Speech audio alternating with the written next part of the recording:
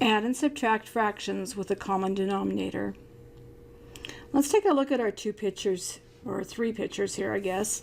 In our first circle, we have 2 parts shaded, and in our second, we have 1 part shaded.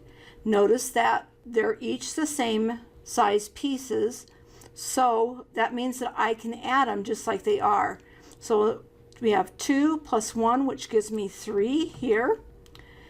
If I put all my pieces of my pie into one pie pan, and so we would say that we have 3/5.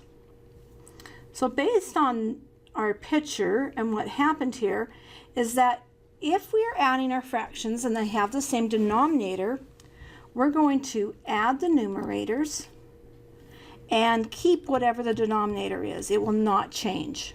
It's always a good idea when adding fractions to always check to see if it reduces at the end of the problem. We want to make sure our answers are always written in lowest terms. Let's take a look at our two examples. In example 1, we have 4/7 minus 2/7. The denominators are the same, so that means that I can just add or subtract based on that.